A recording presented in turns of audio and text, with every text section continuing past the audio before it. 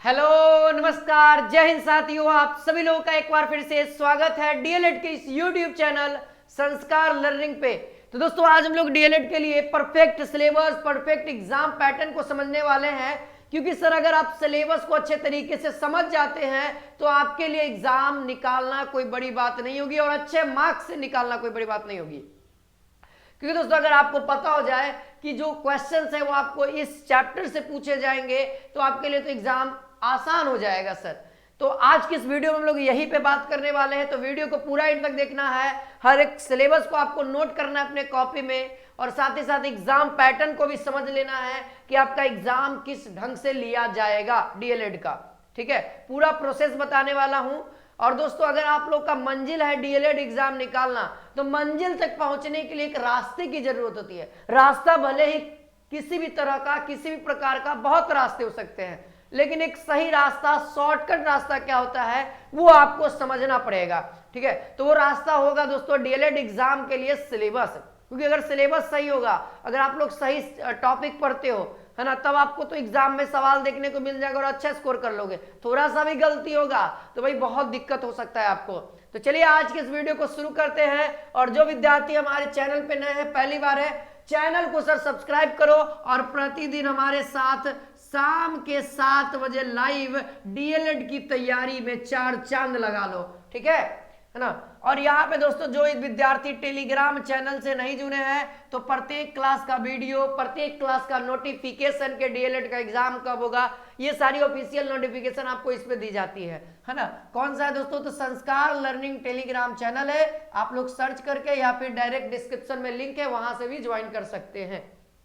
देखिए सर, पहला सेक्शन आपके एग्जाम में जो दिखेगा वो दिखेगा सामान्य हिंदी का, है ना। पहला जो क्वेश्चन दिखेगा आपके एग्जाम में वो सामान्य हिंदी के 30 क्वेश्चन दिखेंगे। नंबर ऑफ क्वेश्चन हिंदी में कितने रहेंगे, 30 रहेंगे। और पर एक क्वेश्चन का आपको 3 मार्क्स दिया जाएगा। तो हिंदी के टोटल कितने मार्क्स हो गए भाई, तो 90 मार्क्स का आपका एग्जाम होगा, 90 अंक का एग्जाम होगा। उसी तरीके से आपका गणित का अगला सेक्शन जो है वो गणित रहेगा। गणित में आपका अंक गणित के सवाल रहेंगे। इसमें भी आपका नंबर ऑफ क्वेश्चन कितने हो गए सर, 30 हो गए। और प्रत्येक क्वेश्चन के लिए आपको 3 मार्क्स दिया जाएगा, यानी 90 मार्क्स का आपका गणित भी आएगा। ठीक है, आगे देखिए यहाँ पे अगला जो सेक्शन है साइंस यानी विज्ञान। विज्ञान में नंबर ऑफ क्वेश्चन जो होंगे 20 होंगे, थोड़ा सा कम हो गया विज्ञान का। और प्रत्येक क्वेश्चन आपको 3 मार्क्स का है, तो विज्ञान से भी 60 नंबर के सवाल आपको देखने को मिलेंगे सर। अगला है सामान्य ज्ञान और कहिए चाहे सामान्य अध्ययन, बात बराबर है ना। इससे भी आपके एग्जाम में 20 क्वेश्चन है और 3 नंबर के एक क्वेश्चन, यानी 60 मार्क्स, यानी कि 60 अंक आपके सामान्य ज्ञान से हो गए। सामान्य अंग्रेजी से भी सवाल आपको देखने को मिलेंगे, 25 क्वेश्चन देखने को मिलेंगे और एक क्वेश्चन आपका 3 मार्क्स का होगा, यानी 75 मार्क्स का आपका अंग्रेजी का एग्जाम होगा। ठीक है, और देखिए सर अगला है तार्किक एवं विश्लेषणात्मक क्षमता। इसको लोग दोस्तों, इसको लोग रीजनिंग के नाम से जानते हैं। आप लोग भी रीजनिंग के नाम से जानते हैं, बहुत सारे बच्चे हिंदी नाम नहीं जानते हैं, तो इसको हम लोग रीजनिंग कहते हैं। और रीजनिंग से भी 25 क्वेश्चन आएंगे और प्रत्येक क्वेश्चन के लिए आपको 3 नंबर, और यहाँ पे टोटल रीजनिंग से जो आएगा वह 75 नंबर के सवाल आपके एग्जाम में देखने को मिलेंगे। क्वेश्चन कितने रहेंगे, 25। ठीक है, अब यहां से दोस्तों ऑल ओवर बात करें सर, इन सभी को सॉल्व करने के लिए हमें कितना समय दिया जाएगा, तो 2 घंटा 30 मिनट दिया जाएगा। ठीक है, और ऑल ओवर बात करें तो यहाँ पे मार्क्स कितने हो गए दोस्तों, 450 मार्क्स हो गया। यहाँ देख लो भाई, 6 6 12 और 9 9 18, है ना। यहाँ पे देखो इन दोनों का 180 हो गया, इन दोनों का 120 हो गया, इन दोनों का 120 हो गया। यहाँ देखो 75 75, यहाँ 150 हो गया ना भाई। 0 5 3 1 4, 450 मार्क्स का हो गया। और लगभग 150 क्वेश्चन होंगे। देखो भाई 30 और 30, 60 और 40, 100 25 और 25 50, यानी टोटल जो क्वेश्चन होंगे ये 450 मार्क्स का आपका टोटल एग्जाम होगा। और दोस्तों नंबर ऑफ क्वेश्चन टोटल कितने होंगे, 150 नंबर ऑफ क्वेश्चन होंगे। तो ध्यान रखने वाली बात है, 150 में से आपको दोस्तों कम से कम मैं बताऊं तो अगर आप लोग अच्छे ढंग से थोड़ा सा मेहनत करके पढ़ लेते हो तो 120 से 130 सवाल आप लोग आसानी से बना करके आओगे उस एग्जाम में। कुछ भी कठिनाई का सामना नहीं करना पड़ेगा, हाँ, जब आप पढ़ के जाओगे तब सारी चीजों को जो मैं यहाँ पे अभी बताने वाला हूं। अब देखो भाई, अब यहाँ पे बहुत सारे बच्चे कहेंगे सर इस एग्जाम में नेगेटिव मार्किंग भी है क्या?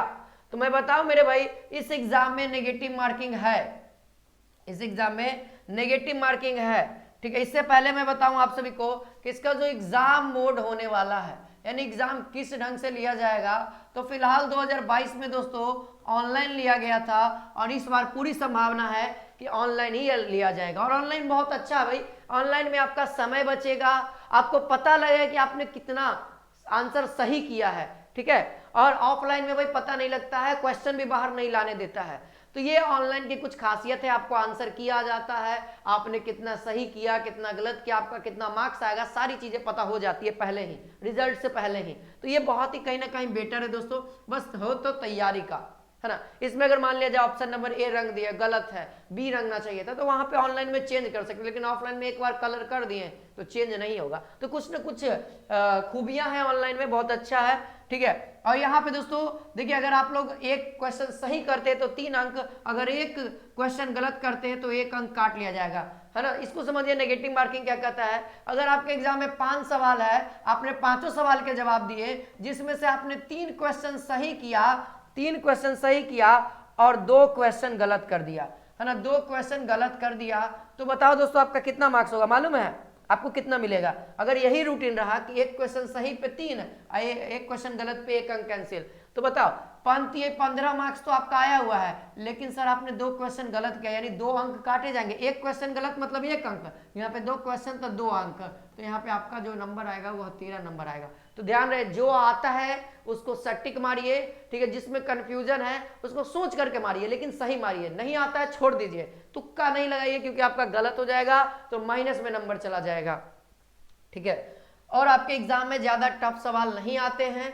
देखिए सर ये सेक्शन है आपका, देखिए सामान्य ज्ञान, जनरल स्टडी यानी जनरल नॉलेज को देखिए, तो जनरल नॉलेज में देखिए इतिहास आएगा, पहला प्राचीन इतिहास, मध्यकालीन इतिहास, आधुनिक इतिहास, ये सारा क्या दोस्तों भारत का है, ये सारा भारत का 3 सेक्शन में इतिहास को बांटा गया है। अब ये तीनों सेक्शन में से सबसे ज्यादा जो सवाल आएगा वो आएगा आधुनिक भारत से, और इन दोनों से थोड़ा सा कम आएगा, ठीक है। तो सबसे ज्यादा जो अच्छे तरीके से पढ़ने का मन बनाना है तो वो मन बनाना है मॉडर्न हिस्ट्री को, वो भी इंडियन मॉडर्न हिस्ट्री को, ठीक है। यहाँ पे विश्व इतिहास से भी सवाल आएंगे 10th लेवल पे। ये देखिए आपका जो भी लेवल है, ये जीके का जो लेवल है, साफ साफ आयोग ने कह दिया है ना, बिहार बोर्ड ने, कि जितना भी आपका क्वेश्चन रहेगा वो सारा 10th लेवल ही रहेगा, 10th लेवल के कॉम्पिटेटिव एग्जाम के लेवल का ही रहेगा, ठीक है। तो आप लोग को अच्छे से ध्यान पूर्वक पढ़ना है। देखिए भारतीय राज्य व्यवस्था, इंडियन पॉलिटी, है ना, फिर उसके बाद भारत का भूगोल पढ़ना है, साथ ही साथ विश्व का भूगोल। भारत का भूगोल मतलब आपके एग्जाम में पूछ जाएगा भारत का पड़ोसी राज्य कितने हैं, तो ये भूगोल के अंदर ही पढ़िएगा, सीमा से सटे हुए कितने हैं, ये सारा भूगोल के अंदर ही पढ़िएगा सर, है ना। भारतीय अर्थव्यवस्था, है ना, इकोनॉमिक्स से भी सवाल देखने को मिलेंगे। और दोस्तों 1 महीने का करेंट अफेयर ध्यान में रखना है मेरे भाई, 1 महीने का आपको करेंट अफेयर आपके दिमाग में होना चाहिए, क्योंकि करेंट अफेयर से 2 से 3 सवाल के आसपास आ जाएंगे करंट अफेयर। तो ये चीज हमारे चैनल पे दे दिया जाएगा, जैसे 7 बजे से डेली क्लासेस चलती है उसी ढंग से बीच में करंट अफेयर का सीरीज चला दिया जाएगा आपके एग्जाम के आने से पहले, एग्जाम देने से पहले, और उसी में से 2 या 3 सवाल रहेंगे, ठीक है। हाँ जी, चलिए भाई अगला सवाल है, यहाँ पे देखिए सामान्य विज्ञान को देखिए भाई, सामान्य विज्ञान को देखिए, यहाँ से भी आपके एग्जाम में बहुत अच्छे अच्छे सवाल देखने को मिलेंगे सर, कंसेप्ट बेस्ड सवाल आएंगे। ये भी आपका 9th और 10th लेवल है, ध्यान रखिए 9th को भी ध्यान रखना है और 10th को भी ध्यान रखना। अगर आप साइंस पढ़ रहे हो भाई तो देखना, अगर न्यूमेरिकल सवाल आएगा तो आपके एग्जाम में 9th वाला ज्यादा आएगा, ठीक है, और 11th 12th भी घुसाया जाएगा, लेकिन आपका जो जनरल है, जो हर एक बच्चा कॉलेज ले सकता है, उस लेवल का अगर बात करें तो 9th है। अगर आप लोग अच्छी बात है, अगर एनसीईआरटी पढ़ रहे हो तो 11th और 12th दोनों कंप्लीट कर लो, है ना। ऐसे तो भाई सबको पता है कि 12th वाले बच्चे ही इस फॉर्म को भरेंगे, है ना, तो इसीलिए आपको 12th का भी रिवीजन कर लेना, 9th और 10th का, ठीक है। और ज्यादा सवाल आएंगे वह आपका कंसेप्ट बेस आएगा, कंसेप्ट बेस्ड आपका सवाल आएगा, जो आप पढ़ के जाइएगा उसी में से सवाल देखने को मिलेंगे सर। चैप्टर देखो, फिजिक्स का चैप्टर देखो, मात्रक एवं विमा है, गति एवं बल है, कार्य, ऊर्जा और शक्ति, दो न्यूमेरिकल जो सवाल आएंगे वह इस चैप्टर से आएंगे, इस चैप्टर से आएंगे। ग्रेविटी से न्यूमेरिकल उतना नहीं आता है ना, इससे आएगा कंसेप्ट बेसिक सवाल आएंगे। तरंग, गति एवं ध्वनि से सवाल आपको देखने को मिलेगा, ठीक है। न्यूमेरिकल सवाल ध्वनि से भी बन जाता है सर, है ना, इक्वेशन लगा करके। ये देखिए अगला जो है ऊष्मा, ऊष्मा में आपको देख लेना है भाई, ऊष्मा का हर एक चीज देख लेना है ना। ऊष्मा एक टॉपिक का नाम मैंने लिख दिया। ऊष्मा के अंतर्गत जितने विशिष्ट ऊष्मा, गुप्त ऊष्मा, है ना, जिससे न्यूमेरिकल सवाल पूछे जा सकते हैं, उसको भी आपको देख लेना है।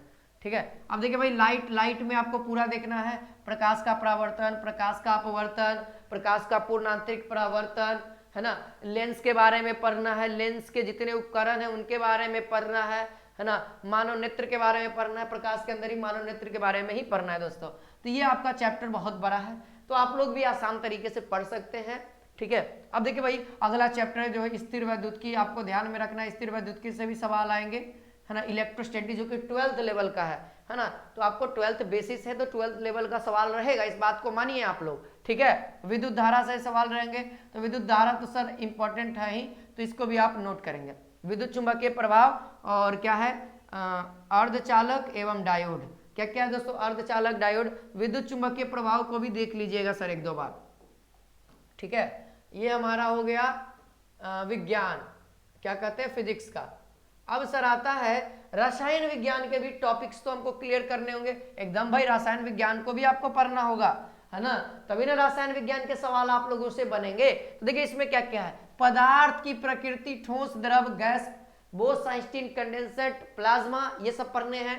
परमाणु संरचना सर मोस्ट बीबीआई आपके एग्जाम में सवाल देखने को मिलेंगे।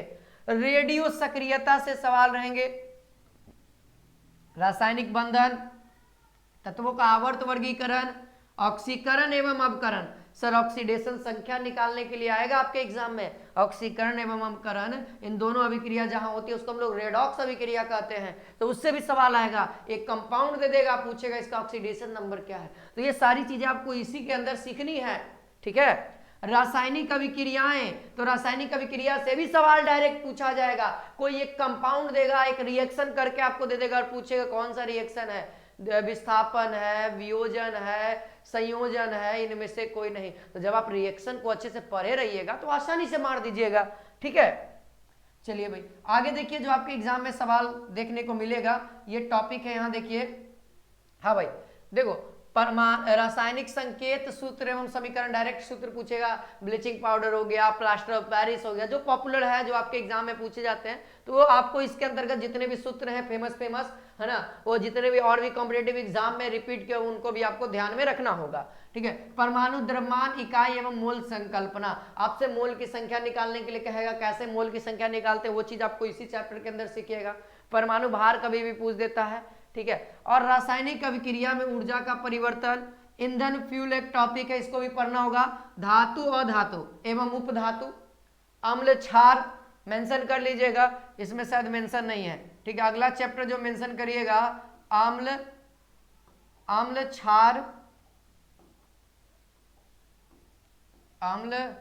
क्षार एवं उदासीन, है ना, ये भी चैप्टर आपके एग्जाम के लिए इंपॉर्टेंट है। ठीक है। विलियन जो चैप्टर है वो बहुत ज्यादा इंपॉर्टेंट है। केमिस्ट्री में जो न्यूमेरिकल सवाल आएंगे ना मेरे भाई, वो इसी चैप्टर से आपके एग्जाम में सवाल आएंगे। ठीक है।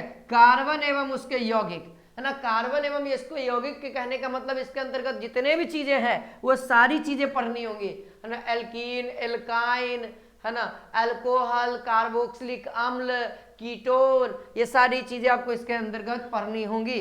बहुलक एक पॉलीमर जो चैप्टर है उसको आपको ध्यान में रखना होगा, ये पॉलीमर से भी आपके एग्जाम में सवाल देखने को मिलेंगे। ठीक है।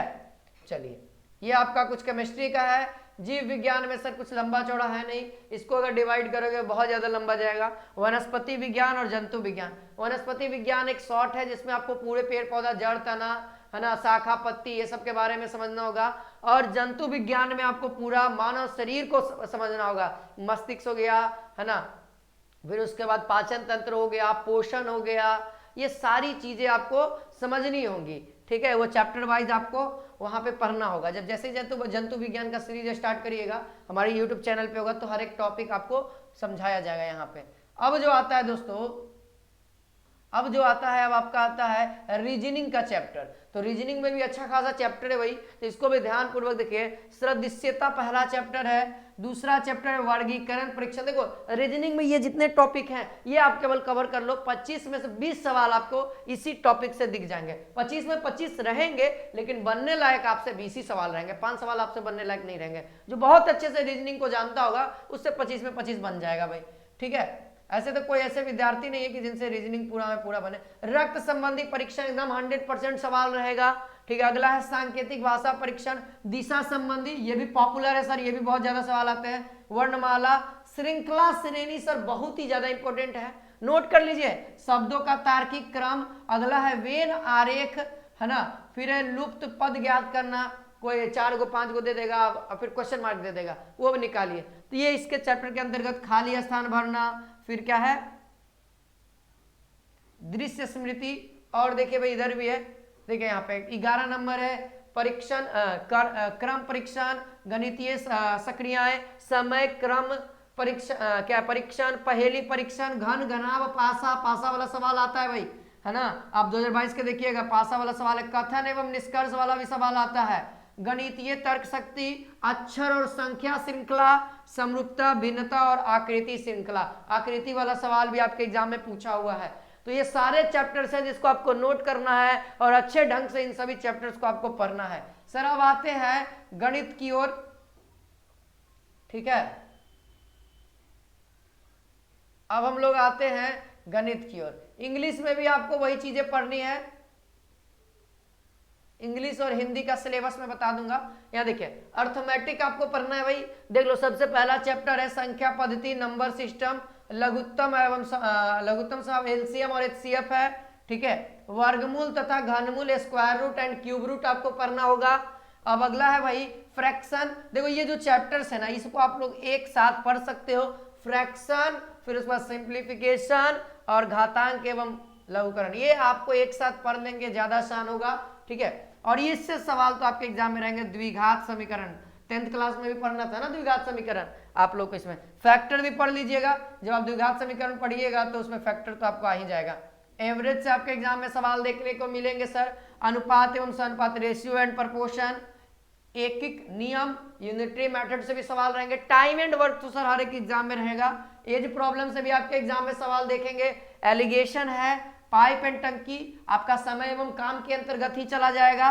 देखिए रेल संबंधी प्रश्न, धारा, नाव एवं एगो है समय एवं काम, समय एवं दूरी, सॉरी समय एवं दूरी, इसी को हम लोग पूरा को क्या कहेंगे, समय एवं दूरी, ये पूरा चैप्टर कहला जाएगा। कैसे, पाइप एंड टंकी हो गया, है ना, ये आपका क्या हो जाएगा, टाइम एंड वर्क के अंतर्गत आ जाएगा। देखिए परसेंटेज सर सबकी जान है, अर्थमेटिक की पूरी जान है ना। कहते हैं ना लड़का की जान लड़की है सर, गर्लफ्रेंड का जान बॉयफ्रेंड है, उसी तरीके से पूरा अर्थमेटिक का जान यहाँ पे कौन है सर, प्रतिशत है। तो प्रतिशत से स्टार्ट करिए और इसको पूरे सिलेवार ढंग से पढ़िए। यहाँ पे भाई साधारण ब्याज यानी सिंपल इंटरेस्ट, और इस साइड हम लोग आते हैं तो यहाँ पे हम लोगों को पढ़ना होगा,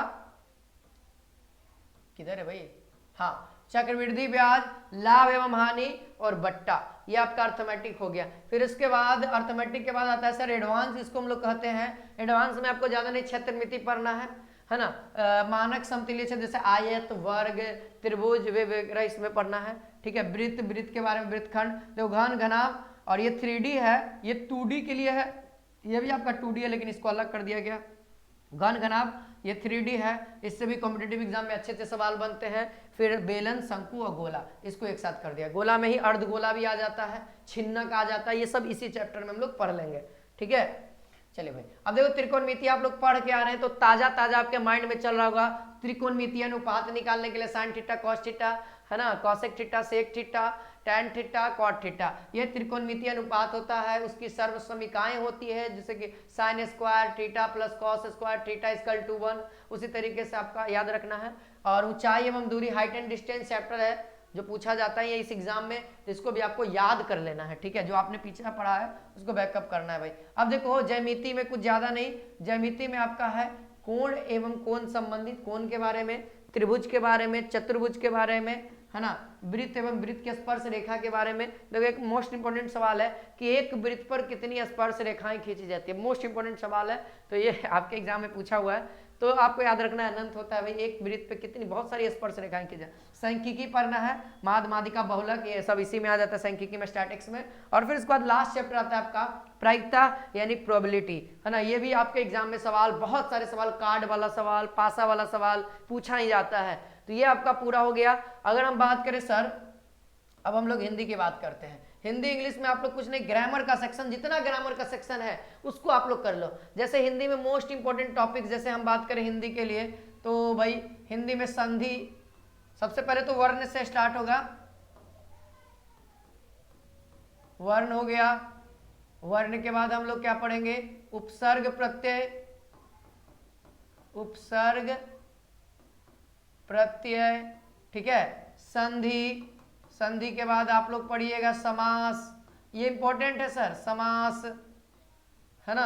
समास में आपको पूरे अच्छे तरीके से एग्जाम्पल के साथ कंसेप्ट रखिएगा, क्योंकि समास से आपके एग्जाम में पूछेगा कि बताओ ये किस समास का उदाहरण है। एक एग्जाम्पल दे देगा और पूछेगा कौन सा समास का उदाहरण है, इसका डेफिनेशन अच्छे से क्लियर करिएगा तो आपका हो जाएगा। शुद्ध और अशुद्ध शब्द, है ना, शुद्ध और अशुद्ध शब्द ये भी याद रखेंगे, जिसको हम लोग वर्तनी कहते हैं, है ना। और यहाँ पे संज्ञा से लेकर के पूरा अवयव तक आपको पूरा पढ़ना होगा, अव्यय, है ना, जिसमें संज्ञा सर्वनाम, है ना, आ जाएगा। संज्ञा में आ जाएगा आपका 3 चीज, है ना, लिंग, वचन और कारक। लिंग से सवाल देखने को मिलेगा, वचन से सवाल देखने को मिलेगा, कारक से तो 100% रहेगा, है ना, लिंग से सर, ठीक है। ये कुछ इंपॉर्टेंट है जिसको आपको ध्यान में रखना है। इंग्लिश में भी आपको जितना ग्रामर सेक्शन है याद रहे, व्याकरण जिसको हम लोग कहते हैं ना, व्याकरण को आप केवल कंप्लीट कर लो और आप लोग को तो ताजा कंप्लीट होगा। और इधर अंग्रेजी में ग्रामर, ठीक है, ग्रामर जिसमें हम लोग सबसे पहला टेंस रखेंगे। टेंस अगर आप कंप्लीट करते हो तो 2-3 चैप्टर हो जाएगा, है ना, टेंस हो जाएगा। फिर उसके बाद नरेशन हो जाएगा, वॉइस हो जाएगा, है ना, एक सीक्वेंस ढंग से आप लोग देखिएगा, ठीक है, जो इंपॉर्टेंट था जिसको हमने बताया। और बाकी आपको जैसे ही क्लासेज स्टार्ट होती है तो पूरे चैप्टर वाइज आपको क्लासेज यहाँ पे कंडक्ट कराया जाएगा। पहला क्लास आपको पूरा हर एक टीचर अपना पहले इंट्रोड्यूस करेंगे कि कौन कौन सा चैप्टर आपको यहाँ पे पढ़ाया जाएगा और कौन सा पढ़ना ही है वही चीज़ पढ़ाया जाएगा जो आपको पढ़ना है, जो नहीं पढ़ना है उसको नहीं पढ़ाया जाएगा, क्योंकि आपको ज़्यादा दिमाग लगाने से कोई फायदा ही नहीं है, क्योंकि हमको तो सर सिलेक्शन ले लेना है किसी भी हालत में, ठीक है। उम्मीद है आपको आज की वीडियो आप सभी को इंपॉर्टेंट लगी होगी, ठीक है। टेंस से आपके एग्जाम में सवाल आएंगे भाई, तो टेंस को भी ध्यान में रखना, टेंस को पूरा अच्छे से बेसिक क्लियर करिएगा, तो उसमें आपका नरेशन में काम देगा, वॉइस में काम देगा, है ना। ये 2-3 चैप्टर सिमिलर है, तीनों चैप्टर से आपके एग्जाम में सवाल आ जाएंगे। और कभी कभी टेंस में तो करेक्शन वाला शब्द आता है ना, करेक्शन वाला सेंटेंस, उससे भी सवाल आ जाएंगे टेंस से ही। तो ये आपके लिए बहुत ही बड़ी अपॉर्चुनिटी है, डायरेक्ट पूछा जाएगा कि ये जो सेंटेंस लिखा हुआ है यह किस टेंस का है, ऐसा सवाल आता है। तो आपको टेंस बहुत बड़ा चीज है, लगता है छोटा चीज लेकिन है बहुत बड़ा चीज अंग्रेजी का, ठीक है। तो इसी के साथ फिर मिलते हैं नेक्स्ट वीडियो में नेक्स्ट, और कमेंट करके बताइए वीडियो कैसा लगा और किस चीज पे वीडियो चाहिए, कमेंट सेक्शन में हमें बताइए। तो जय हिंद, जय भारत।